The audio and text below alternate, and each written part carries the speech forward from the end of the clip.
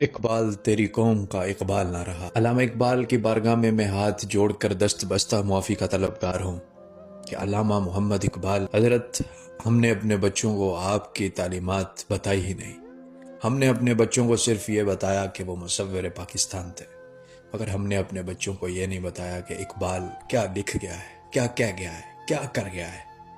آج اس لیے میری قوم کا بچہ آپ کے بنائے ہوئے مجسمے پر ہاتھ اٹھا رہا ہے، مگر افسوس ہے اس کیمرہ مین پر جو اپنے موبائل کے کیمرے سے اس عکس کو محفوظ کر رہا ہے مگر بچوں کو روک نہیں رہا۔ اور یہ تعلیم اور تربیت کی کمی کا نتیجہ ہے کہ آج ہماری تعلیم میں، ہمارے نصاب میں ہمارے ہیروز کی تاریخ موجود ہی نہیں ہے۔ ہمیں پڑھایا گیا ہے کہ بچوں شاہ رخ خان ایسا تھا، ہمیں پڑھایا گیا بچوں 30 مار خان ایسا تھا، ہمیں پڑھایا گیا بچوں نیل آرمسٹرانگ نے چاند پر پہنچنے کی پہلی کوشش کی۔ ہمیں یہ بتایا گیا کہ دوستو کہ اس وقت آرٹیفیشل انٹیلیجنس ہے، اس سے آپ کیا کام لے سکتے ہیں، مگر یہ نہیں بتایا کہ علامہ محمد اقبال وہ جو اس وقت لاہور کی مٹی کے اندر دفن ہے، وہ کیا کارنامہ کر کے گیا ہے۔ وہ آج بھی جن دلوں میں زندہ ہے۔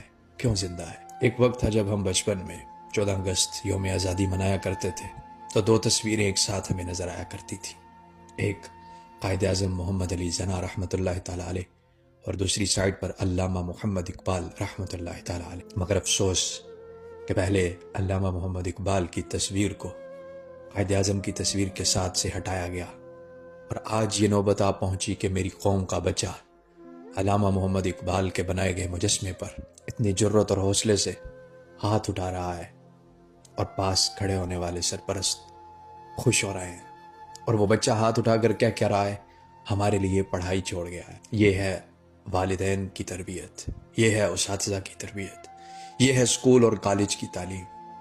آج میری قوم کا معیار اس لیے نہیں بلند ہو پا رہا کیونکہ میرا اور آپ کا رول ماڈل، آئیڈیل پرسن ٹک ٹاک سٹار ہے۔ میرا اور آپ کا آئیڈیل پرسن ایک یوٹیوبر ہے، ایک سوشل میڈیا انفلوئنسر ہے، ایک سوشل ایکٹیوسٹ ہے۔ مگر افسوس کہ میرا اور آپ کا آئیڈیل پرسن وہ نہیں ہے جس نے اسلام کے لیے کام کیا، جس نے دین کے لیے خود کو وقف کیا۔ اسی وجہ سے آج ہمارے حلقوں میں جہالت کی کمی نہیں بلکہ جہالت عروج پر ہے۔ شخصیت پرستی کے تعویذ لوگوں نے پہنے ہوئے ہیں۔ میرے اقبال نے تو لکھا تھا کہ خودی کو کر بلند اتنا کہ ہر تقدیر سے پہلے خدا خود بندے سے پوچھے بتا تیری رضا کیا ہے۔